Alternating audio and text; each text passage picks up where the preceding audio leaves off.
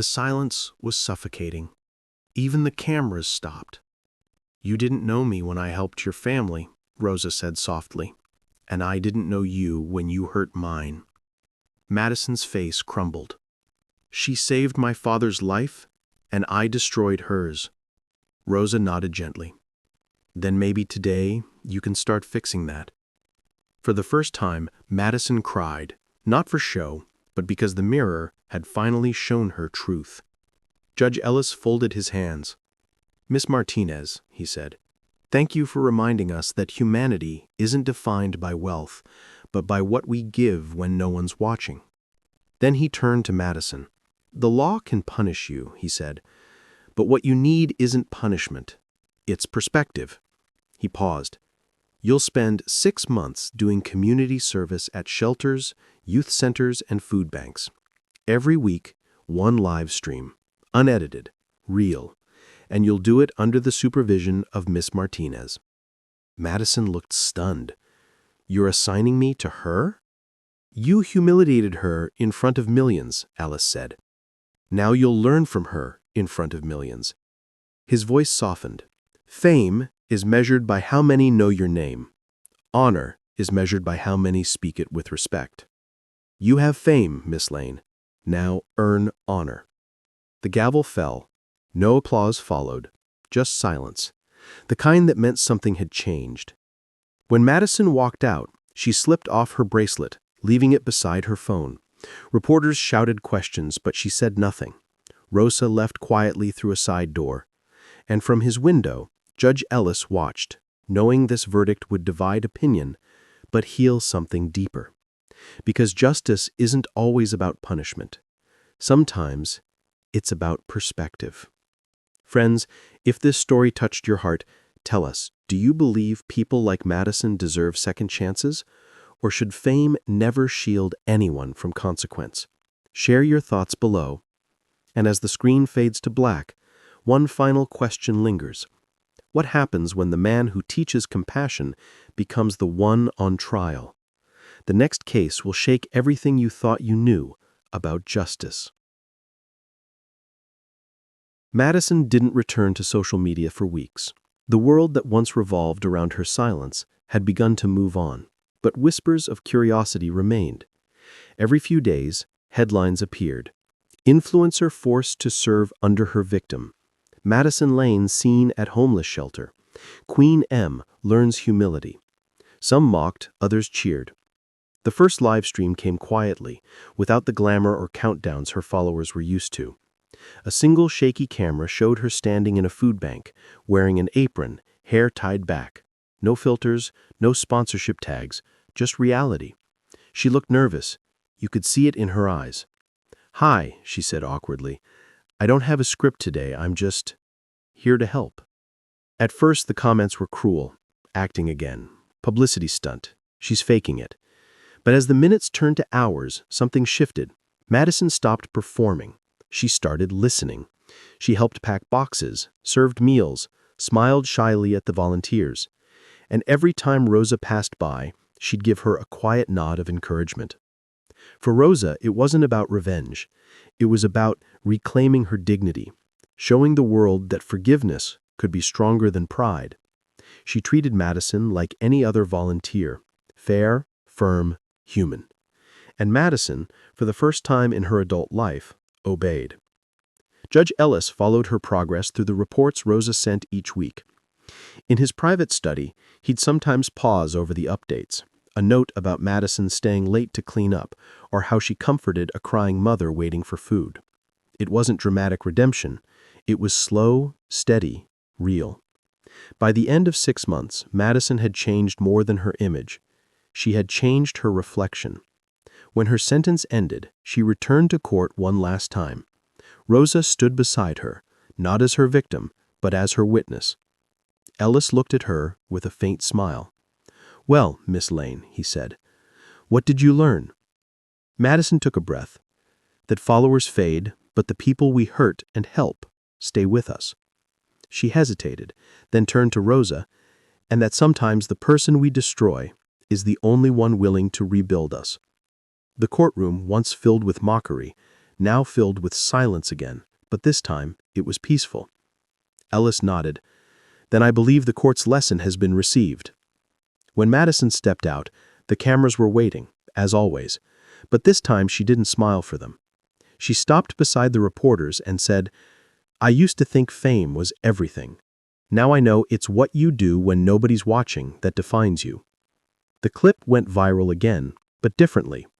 People shared it not to mock her, but to remind themselves that transformation, though rare, is possible. Later that evening, in his quiet office, Judge Ellis received a letter. It was from Rosa. She thanked him for giving her peace and for showing the world that justice could still teach compassion. Beneath her signature was a single line: "Sometimes mercy can change the world faster than punishment ever could." He folded the letter carefully, placed it beside his gavel, and looked out the window into the fading sun. Justice had been served, not by rage, but reflection. But as he turned back toward his desk, a new envelope caught his eye. Official seal, urgent markings, his name across the front in bold letters. He opened it slowly. Inside, a notice. An internal investigation against him. Allegations of bias, media influence, improper conduct. It was baseless, perhaps political, but the words hit hard. He sat back, silent. The same calm he showed to others, now tested within himself. The light outside dimmed, and the sound of a distant camera click echoed from the hall, this time aimed at him. And so began the next story. When the man who once taught humility finds his own integrity on trial, what will justice look like then? Because even the fairest judges must one day face judgment. Judge Ellis stayed seated long after the clerk had left for the evening. The courthouse, now empty, seemed to breathe differently, quieter, heavier. He read the letter again, the words blurring at the edges. Subject to internal review, possible suspension pending outcome. It wasn't anger he felt, it was something colder. A tremor of disbelief that after decades of service, after giving his life to fairness, he was suddenly the one being questioned. He closed his eyes. In the silence, echoes of past cases filled the room. The trembling voices of the innocent, the hard stares of the guilty, and the soft gratitude of those who'd been given a second chance. Every verdict he had delivered had been weighed carefully, guided by conscience, and now that very conscience was being tested. The knock on the door startled him.